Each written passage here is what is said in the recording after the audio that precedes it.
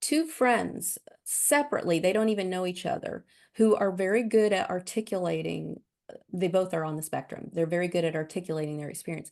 They each told me separately, I don't look people in the eyes because it's like looking in their souls and it's too overwhelming. So they experience when our precious, beautiful beings on the spectrum look us in the eyes.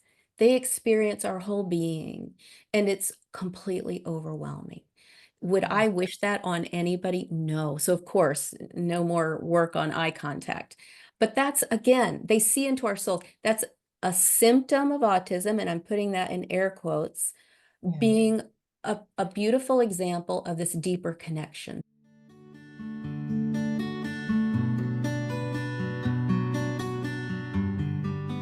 Welcome back to Mother's Guide Through Autism podcast. I'm Bridget Shipman. I'm your host. And today we're going to be speaking with Melinda Edwards, the mother, author, psychiatrist, and founder of the nonprofit organization LIving Darshan, who will talk about her daughter's autism. And that changed and inspired her to foster a deeper understanding of autism in the world. If you want to find out more meaning and purpose in your child's autism diagnosis, stay tuned.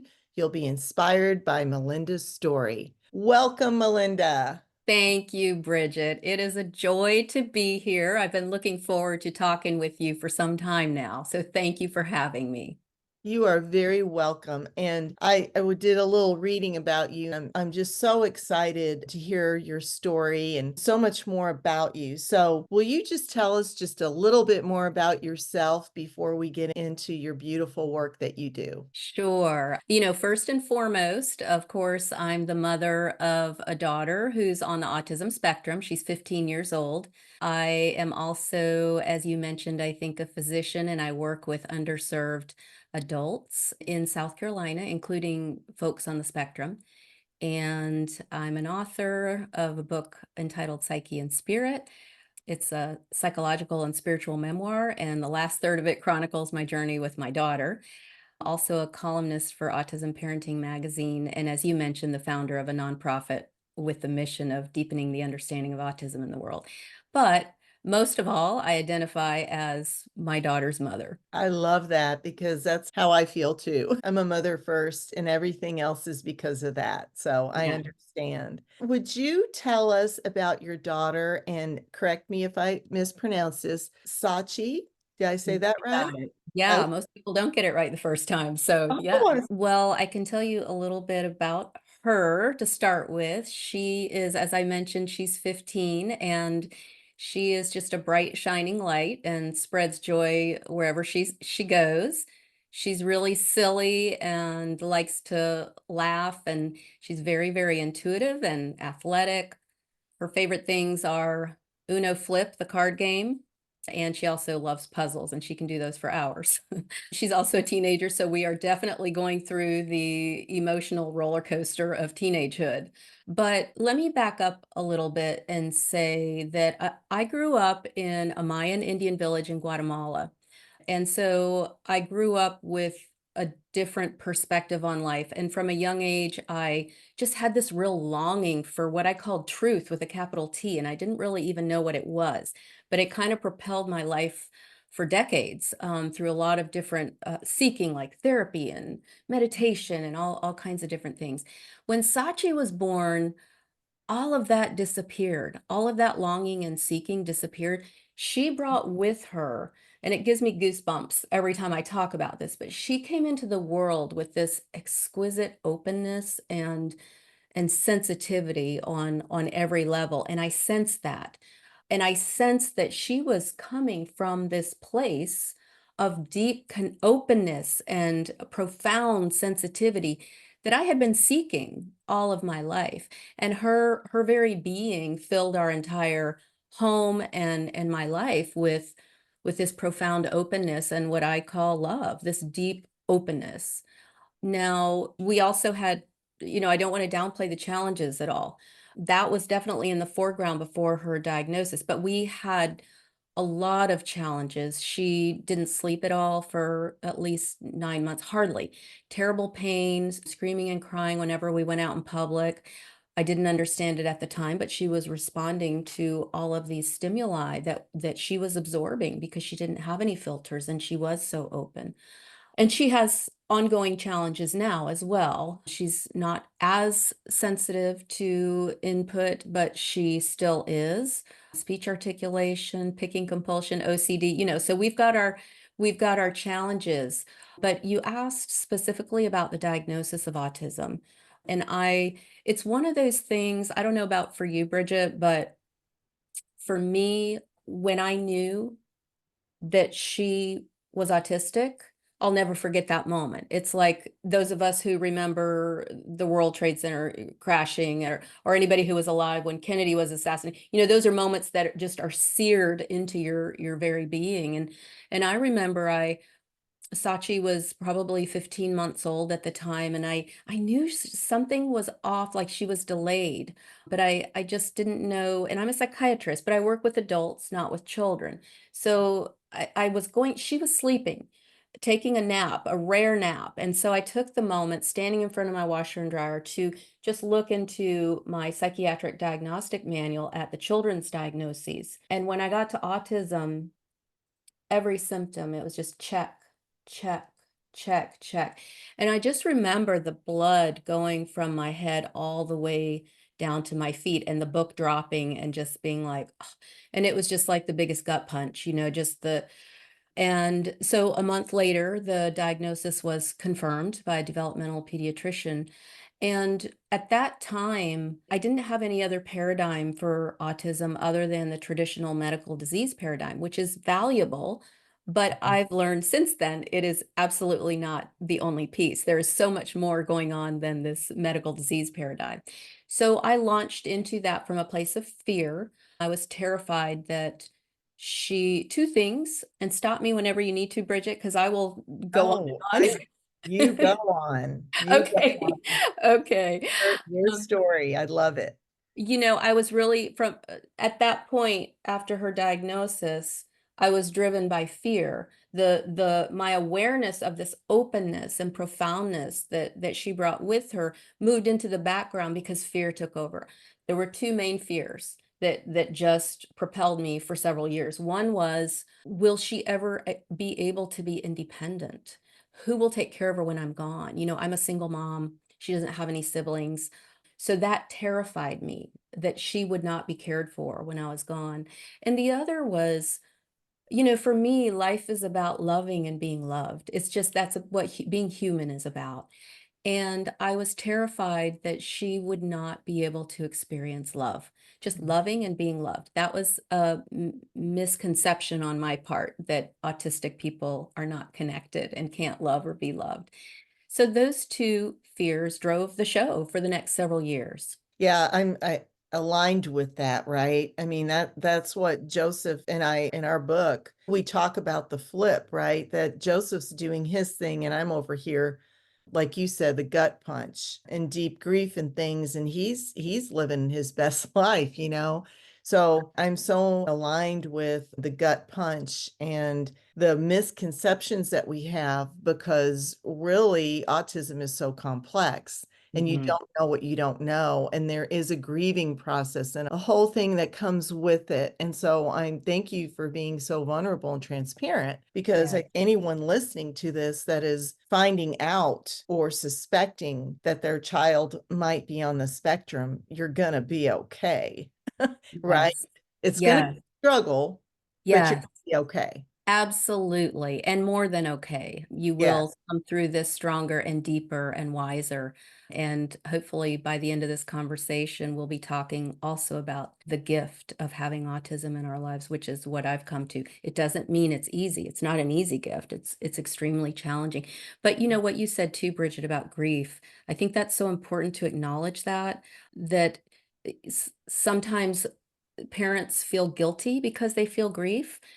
you know, it's normal to experience grief. And I remember almost, first, there's the tremendous grief, the natural grief, and all the stages of it: denial, anger, sadness, all of it.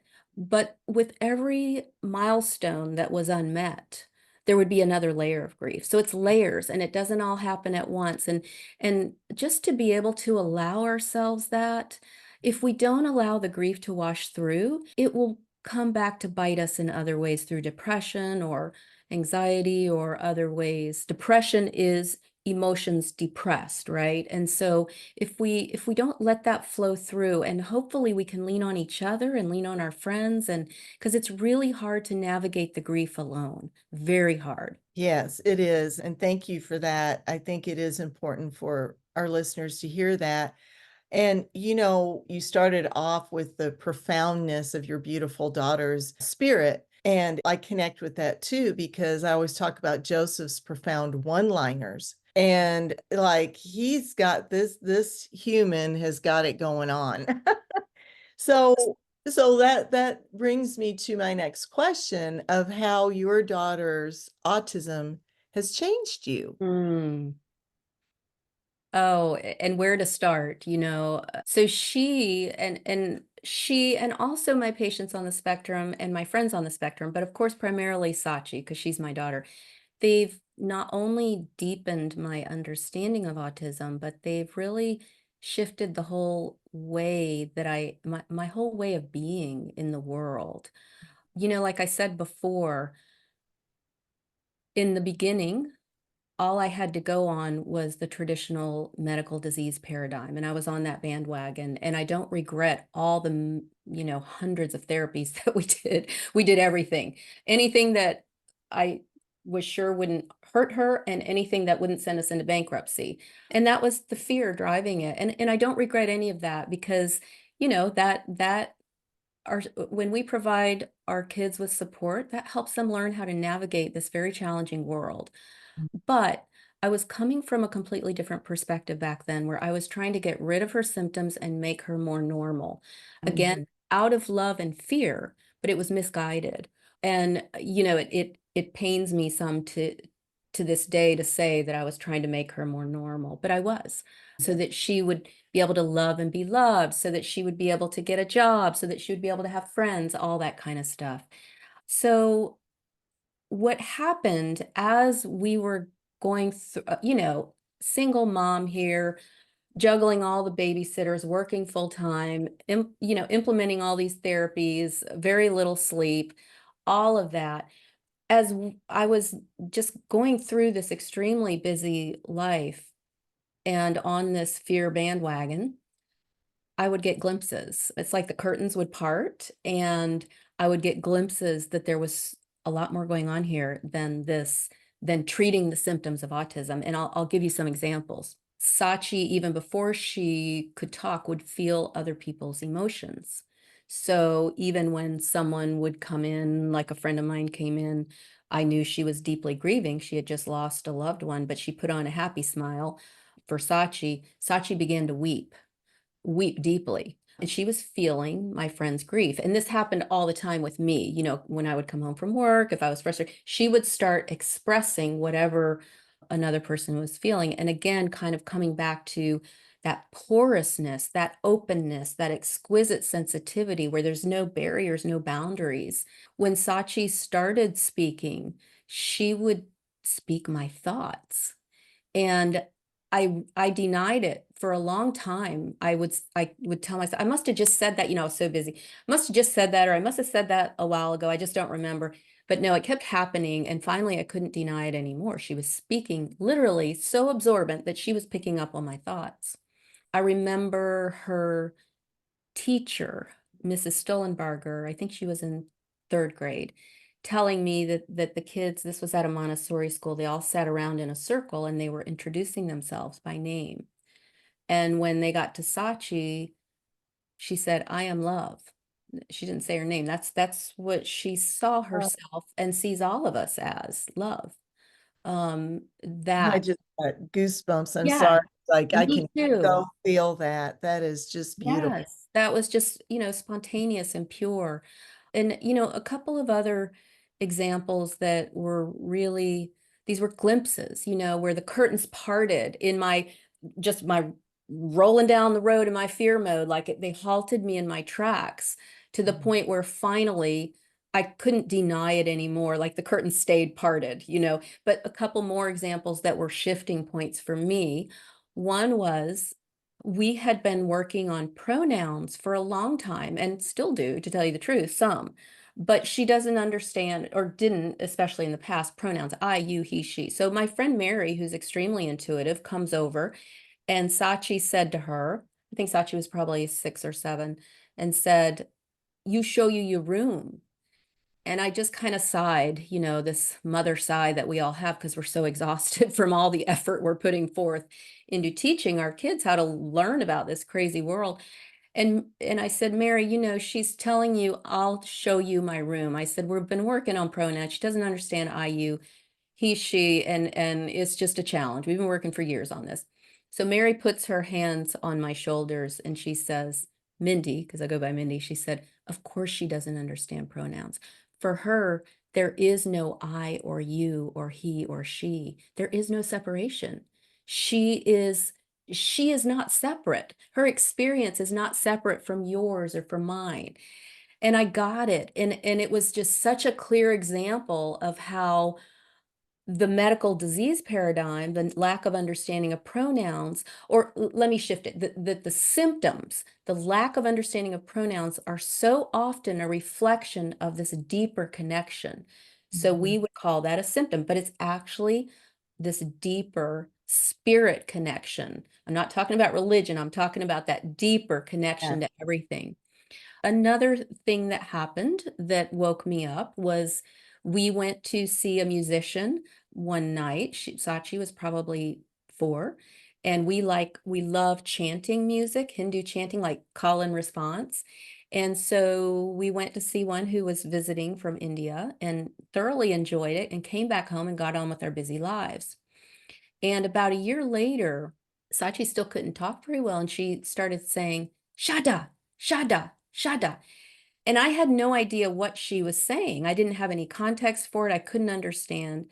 And I mean, Bridget, she went on like this for about a month, just multiple times a day, "Shada, shada," just insistent. And I kept saying, "Honey, I don't understand." Finally, I got it that she was saying Shamdas, the name of that musician that we had gone to see now a year before. And I said, "Honey Bunch, he lives in India and we can't go see him again. He was just visiting." She kept saying it. So finally, I decided I would look on the internet and see if he was coming anywhere anytime soon so I could get this to stop, because it was getting on my nerves by this point, this repetition. And I look on the internet. She'd been saying it for 30 days. I look on the internet and he had died in a car accident 30 days before. Oh So, my goodness. she needed me to know that. And we went down into the garden and picked a camellia, brought it up in the house just sort of as a honoring him, and she's never mentioned him since then. So that was again another turning point. Um, just an example of how the curtains parted, and then my awareness of her deep and profound connection and the other people that I knew on the spectrum came into the foreground. I want to share one other example about symptoms often being a reflection of this deeper sensitivity. So, my daughter, probably like many of your children, the listeners, doesn't have much eye contact at all. If she does, it's flickering. And when she was younger, I was on that traditional train track trying to get her to have more eye contact. Well, at one point, 2 friends separately, they don't even know each other, who are very good at articulating, they both are on the spectrum. They're very good at articulating their experience. They each told me separately, "I don't look people in the eyes because it's like looking in their souls and it's too overwhelming." So they experience when our precious, beautiful beings on the spectrum look us in the eyes. They experience our whole being, and it's completely overwhelming. Would Yeah. I wish that on anybody? No. So, of course, no more work on eye contact.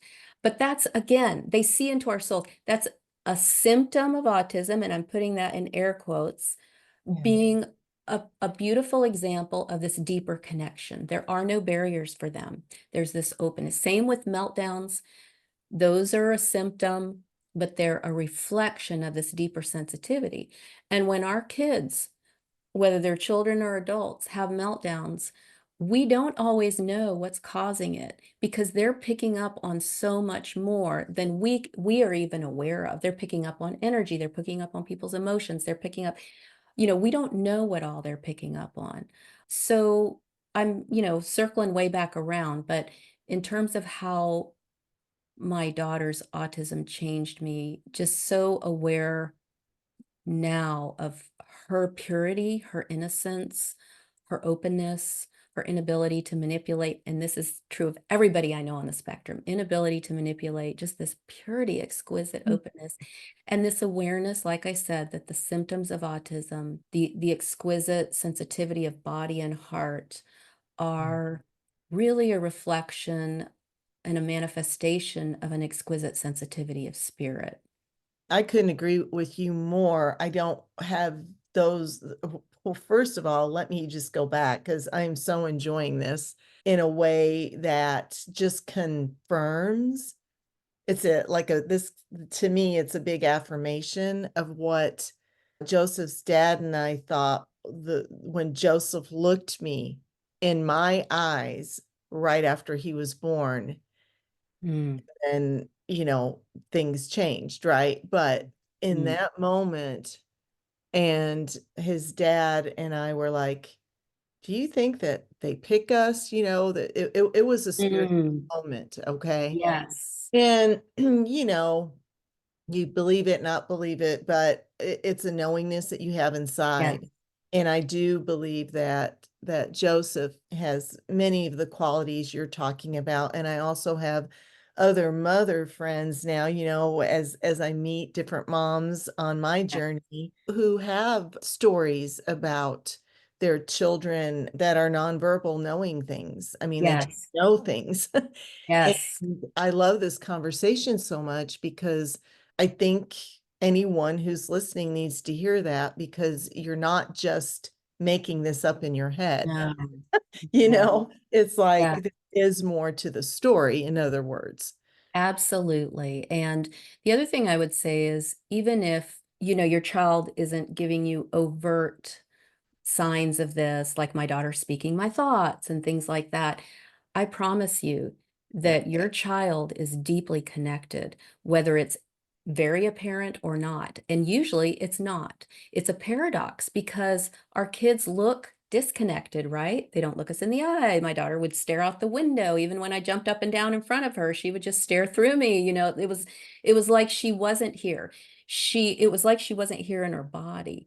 But they are so deeply, deeply connected, whether our minds recognize that or not. My hope for your listeners is that they come away from this knowing that in their being, because when our loved ones, our friends, my daughter, my patients Mhm. are deeply seen, Yes. oh, they can flourish, they can bloom. And not necessarily in the medical disease paradigm model, not necessarily, oh, fully functional in the world, although I have seen being deeply seen help support that, right? But think of how we feel when somebody really sees our heart Yeah. and loves us deeply and sees who we really are without any of our defenses up. They see us, they see deeply see our purity because we all are. For people on the spectrum to so often not be seen, to Mhm. actually be recognized, I can't tell you what it does for them. Um, Makes me want to cry, yes, honestly. Yeah. yes, me too. And I do sometimes with my patients who have never been seen. I work with adults, and then to finally be seen, it's such a gift to them. But let me tell you something, it's such a gift to us too. Yeah. Because Bridget, when I see the depth of or as much as I'm able to see of my daughter's depth, Mhm. that brings me into that same place in myself. And Yes. and we are all deeply connected inside. Just most of us develop defenses and contractions and barriers and all of that around our hearts, around that place of deep connection. But our loved ones on the spectrum don't have that capacity. And that's what makes it so painful for them to be in the world because they're functioning from a whole other place. They're functioning from what I call spirit. And I don't mean anything hoodoo voodoo by that. I just mean a more subtle place of existence. We're functioning in the physical and psychological realms most often. So even as we support them in learning how to be in the physical and psychological, because they don't know how. They're living in this other realm, this spirit, more open, deeply connected realm. Even as we support them in learning how to exist in these other places, we can learn from them. And that is my message. We have so much to learn from them about living from that place of connection, about dropping our defenses, about living in from an open, spacious, porous place, which really is love, and that we all really are at our core. Again, we've just learned we've moved away from it, and we've learned how to build walls around it to protect ourselves. Yeah, I can't say how thankful I am for this conversation because as you're speaking, all I can see is, my son's beautiful soul and me having known that he was somewhere in between, heaven and, like, I don't know what level of dimension he was living Yeah. at, and tends to go to still, although he now does function, which is good because he feels good about himself, but it's a fine line of how to help your child function in this world because they're here and not losing the beautiful pieces that they're gifted with all at the same time. And so to look at it from, okay, what do I need to learn? I think what Mm. you were saying. So looking at it through that different lens instead of, oh my gosh, because I lived in the same lens you did. It was all fear. I've got to help. I've Yes. got to figure this out. And then, yeah, you do, but more about shifting and going, okay, what do I need to learn? Because Yes. I need to learn something here. And then that changes and shifts it where you can help guide your child. Absolutely. Yeah. And I love that. What can I learn here? That's coming at it from, and again, no religious imposition or anything here, but that's Uh-huh. coming from what I call a soul's perspective. Right. And from a deeper perspective, it doesn't, whether you have a belief about soul or not, I'm not talking about soul in the traditional sense. I'm talking about my sense is that we are all here to grow and learn. Mhm. So I call that sort of the soul's curriculum. Yeah. And so we're all here to grow and learn. And to me, that's always been where my attention is drawn to. Like, to me, that's the most important level. Like, what am I here for, really? And so the other levels, yes, we want to help our kids learn how to be in this really harsh world that is so hard for them to be in because they are so sensitive. But the Mhm. more we open to our sensitivity and our openness, the more everyone does that, the less challenging it gets for them to be in the world because we're all coming from that same place. And again, just for them to be seen at a deep level. And we can't see them at that level until we are starting to drop into that place in us because we can't see out there anything that's not right here. So, my whole thing is using, for me in my life, using everything that comes up, any reaction I have to anything or anybody, but particularly my daughter is my greatest teacher because, when I have reactions to her when I get frustrated or something, to open to those places in me instead of always trying to get her to change from a place of frustration or fear or whatever, to really sit with it myself instead of discharging it into the world and trying to get rid of my discomfort, sitting with it. And I'll give you an example. If do we have time for me to give Oh, an example? Just yes. right there. Yeah. Okay. And then we're Just going to get into your book because I know everybody okay. wants to hear about your book. Okay. Okay, great. But yes, please do. I love Yeah. So conversation. just like as a concrete example of, well, how do I drop into that place of openness in myself? I printed out just this little sentence of one of my favorite poets that I'll start with right now. Rumi, who's a Sufi poet, said, "Your task is not to seek for love, but merely to seek and find all the barriers within yourself that you have built against it. And of That, course, we're not talking about romantic love. We're talking about, like, our culture usually thinks of love as romantic. We're talking about love with a capital L, the yeah. love, the oneness that we all really are. And by the way, it's not just me or religious mystics that say that. Einstein said that. I wish I had his quote, but he said something like, I'm paraphrasing, but the idea that we are separated, that separation exists, is a myth. Oh, There yes. is no separation. That's Yeah. what he said. There is no separation. There really isn't. At the level of quantum physics, the deepest level of existence, all the religious mystics of the great religions came to the same truth through different means. That's what we are at our core. So I'm going to give you an example of how we can use what comes up in life. So particularly with our children on the spectrum, because they are such pure mirrors back to us. So Sachi has always, I'm trying to think which one to go with here. There's a couple of them. There's many actually every day, but one, okay, she has made unusual sounds from the time she was young. And they sound otherworldly. They're just very unique. When she was younger, every time she would make a sound, it frustrated me so much. I felt so, it was like fingernails scratching on a chalkboard, but like exponentially, like it just, oh, it got me so bad. So I tried to get her to stop doing that and tried to get all her therapists. All her therapists were working on it. We were all working on it. Didn't work. She kept on. And in fact, when I would try to get her to stop, she would start crying. Come to find out later from friends on the spectrum that actually can be help people come into their bodies more, feel their bodies more, but that's beside the point here. Okay, I kept banging my head against the wall trying to make it happen, trying to make her change. It didn't happen. Finally, I'd been on psychological path, spiritual path, but it takes me a while. Finally, I realized, okay, I need to sit with this and see why I'm reacting so strongly. Sit with it instead of just trying to get her to change so that I don't have to feel this.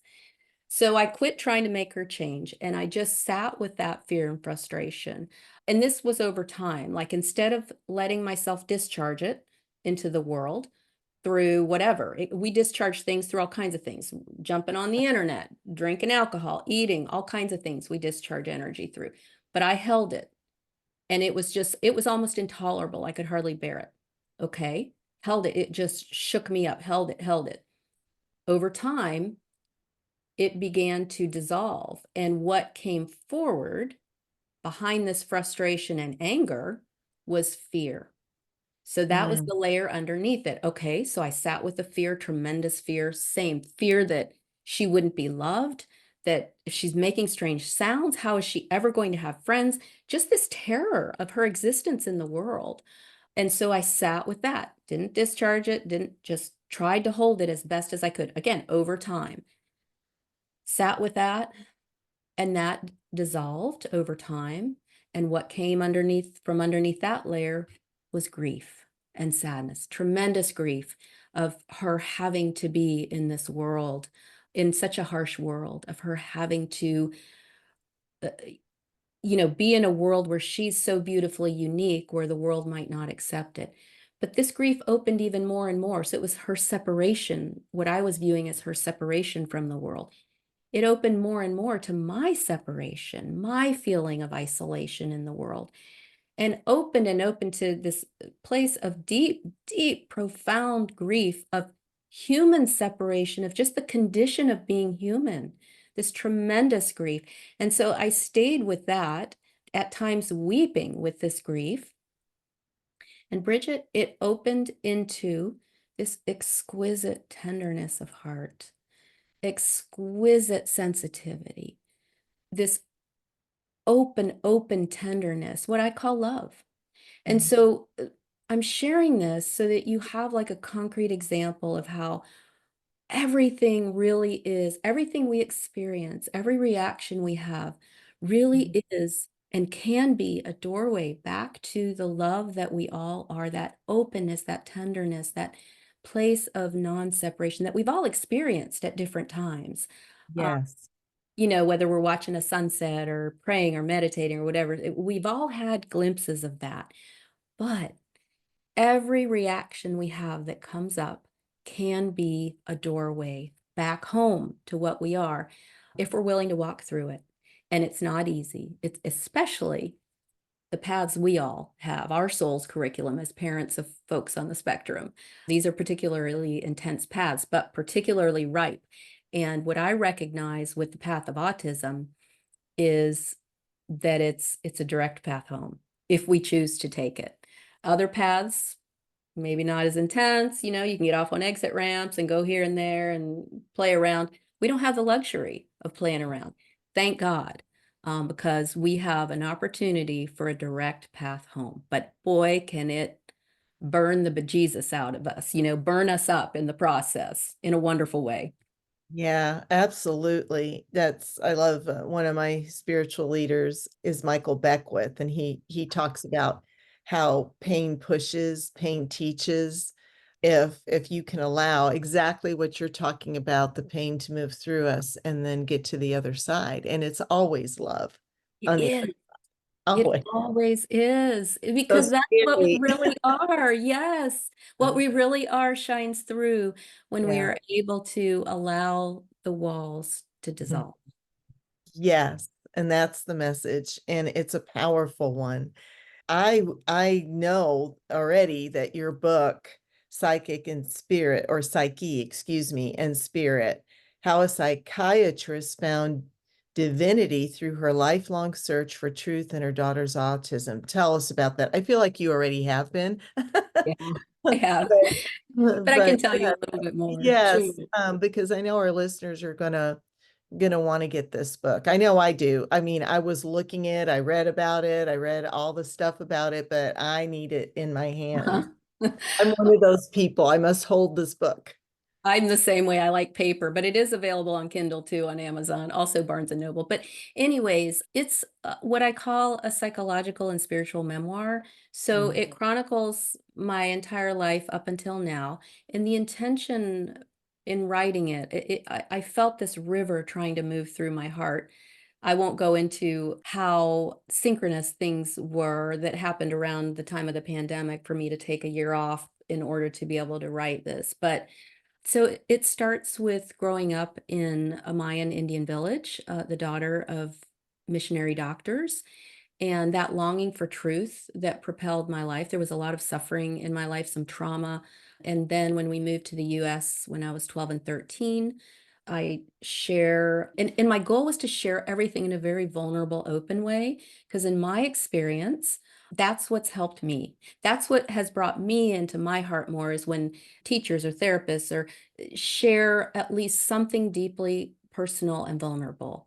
That's what brings me back into my heart. So that's what I did. But anyways, teenage years, anorexia, almost died, and then, therapy, severe depression, going through medical school and residency, marriage and divorce, all of it, all of these kind of life experiences, but my insights along the way, because throughout this whole time, I was with spiritual teachers, going to meditation retreats, traveling to India, living in spiritual communities, all of that because of that longing for truth that propelled my life. And that was actually more important than anything else in my life, that longing for truth. So I've had a colorful life, and I thought that could be useful to kind of keep people's interest, right, with the mind and the heart. But through weaving through that life, that colorful life, these deeper insights that hopefully can support others on their journeys back home to love, because we're all going back there. That's where we're all headed. The last third of the book is my journey with my daughter. And I just share what I've shared here, but more in detail about how she brought me to not only a deeper understanding of autism, but how she reflects back to me that place of oneness, of love that we all are, but we've just gotten away from, and how everything that comes up in my life, particularly with her, is an opportunity or a doorway, a potential doorway back home, if I'm willing to open the door. I want to say one more thing about doors, which are our reactions, right? I think we all know this, but I'm just going to say it out loud from my own experience. When we choose not to go through a doorway, if we have a reaction and we choose to discharge it in the world or, run away from it or whatever, that's okay. That's human. But I can promise you the way this world works, for whatever reason, what we resist does persist. So it'll come back knocking louder next time. So there will be more suffering next time until we actually are willing to be present with it, willing to open that door and walk through it. Yeah, it's just fascinating to me to hear all this because, and I know the other moms listening to it, we all know it. It's Yeah. just we need to remember it. And so I love that the simple way that you're putting something that is really very profound. Yeah. Well, I promise that I'm speaking from my own experience. I'm not just Yes. talking about something I've read. I know that when I have avoided things, they always come back and bite me in the bottom Yeah. and harder next time. And Mhm. that's okay. We can't be present with something until we can be present with something. But I think, Bridget, when we approach life with that understanding of the way the world works, that it will come back, that we're probably a little more willing to meet it the first or second or third time around, and perhaps don't have to get to the point where we're really suffering deeply to meet something that needs to be met. Yeah, the moms that I work with, they call me because they're suffering. And so it's just kind of really offering a different lens to live on this journey. Unfortunately, I was much older before I figured out that, oh, okay, I don't actually have to keep resisting Yes. and getting hit over the head with the same lesson over and over and over again. Yes. Uh, Yeah. I do want to talk about your nonprofit organization, Living Darshan, and its mission. Okay, great. Well, Living Darshan was born out of course, my journey with my daughter. And the mission of Living Darshan is to deepen the understanding of autism in the world. So part of that is, having conversations like this and giving presentations at conferences. The other piece is that we are going to be building a residential community here in the Charleston, South Carolina area for adults on the spectrum. And with this foundation of understanding. So the people that come to live here will resonate with what we are about. And there, it came as a download. So there's the vision of specifically of the different houses, and there will be a community center where we'll have a lot of different activities and workshops, but where people from the community can come. And this can be people on the spectrum, not on the spectrum, anybody can come. And again, the sort of foundation of it is that when we are with people on the spectrum, it's a wonderful opportunity, and things are happening at levels other than are being spoken. I don't know people on the spectrum who are standing up at a podium teaching us and talking about this. I just know what I sense in my very being about these beautiful beings, that they're teaching us at this deeper level, often non-verbally. And so this community will be an opportunity for all of us to come together and learn from each other, both ways. I love that. I think my son in particular, he is a born teacher. I tell him that all the time when he takes his time and gets his thought processing and speaks, every word he says is like, wow. So Wow. I love that that's an inclusive environment that you're creating. And again, this gives everybody a chance to be seen. So I love Yes. that work. I love Yes. it. Thank Uh, you. yeah, and I'll want to hear more about it as Sure. you create this beautiful. I'll I'll Um, keep you posted. We're meeting with the mayor of Charleston next week to kind of start moving it forward. So yeah, so things are moving and shaking. We don't have the property yet, and we still are looking for donors and donations, but I can feel that it's getting closer. So exciting. yes. And before we leave today, we're going to give everyone access to how they can connect with you and donate if they would like Great, to donate. So it's an great. important mission.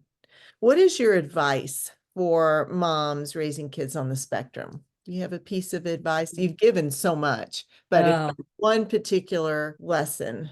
Bridget, the first thing I would say is just for all of us to acknowledge what a very, very challenging path we are on. And I just would say to all of you moms that even though I don't know you personally, I'm with you heart to heart. And we are all in this together.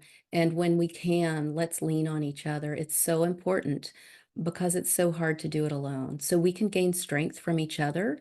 And then the other thing, I mean, that's just mainly to acknowledge the challenge and the pain we go through. But the other piece is what I've been talking about today is recognize that your child is deeply, deeply connected, no matter how it looks on the surface, and recognize that their symptoms are a manifestation of this wide open spirit, this porousness. Let's all look to unwind any barriers that we have around our own hearts so that we can all move more deeply into that place of connection where our beautiful loved ones reside. When we do that, the whole world becomes a better place. We become Mm. better people, we become better connected with our loved ones on the spectrum, but the whole world becomes a better place when we're living from there. Beautiful, beautiful. Is there anything else you want to mention before we go? Just the core, I think the core message here is that we all really are love at our core. Your listeners can't see it, but there's a picture behind me, a message from Sachi that says, "You are love," with a rainbow and a flower drawn on it in very I childlike writing. Lots of Yeah, love. Yeah. And beautiful. Yeah. this is true. We are love. That is what we really are. We just don't always see it. So just know that in the depths of your being that that's what we all are, this purity and innocence. Have compassion for yourself on this journey. Know that it's okay to mess up. That's just part of being human. Sometimes I tell my patients, if you didn't mess up, I would wonder what was wrong because this is just part of life is supposed to be messy. And just remember that there is so much more going on beneath the surface than meets the eye. Beautiful, beautiful.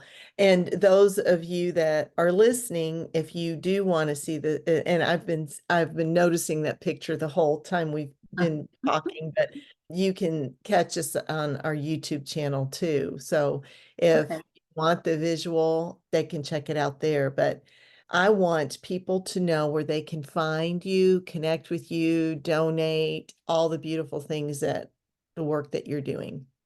Thank you, Bridget. Well, there's two websites. There's my website, melindaedwardsmd.com, and then Living Darshan is a 501(c)(3) nonprofit, and it's livingdarshan.org. Um, so that will tell you a little bit more about the nonprofit and the vision for that. You can also donate on that website if you want to. The book, I think I mentioned, you can get at Amazon, Barnes and Noble, other online booksellers. And then I'm really not good at social media, so I don't even know how to say so it's Instagram and Facebook are melindaedwards.md. I mean, I'm not good at the technical part. I do have things up, but I'm not good at the technical part. So if you want to follow me on Instagram or Facebook, and we also have a Darshan Instagram and Facebook as well. Also, I'm doing more presentations at conferences. There's one, a bigger one in April 17th through 18th in Orlando. Temple Grandin and others and myself are presenting. It's called the ICANN Conference, International Conference for Autism and Neurodevelopmental Disorders. So, if you want to go to Disney in the process, you could because it's in Orlando. But Bridget, I just want to say before you close, thank you all for listening and for letting me share my own heart and my own truth. And Bridget, thank you for the work that you're doing in the world to support all of us. Your podcast is wonderful and has been a huge support for me. So thank you. Oh, goodness, my honor completely. And I love connecting with people like you. I love doing the podcast for that very reason. So it is definitely a blessing for me to be able to do this work. Just, we're all in this together. at the end of the day. We surely are. Thank Yes. you for being here and being a guest, and I hope you'll come back. Thank you, Bridget. I would love to. Okay, if you, and I know that you did, but if you did enjoy this episode and this conversation, go to our YouTube and subscribe to it. And also, please share it. Help Joseph and I share knowledge, hope, and inspiration.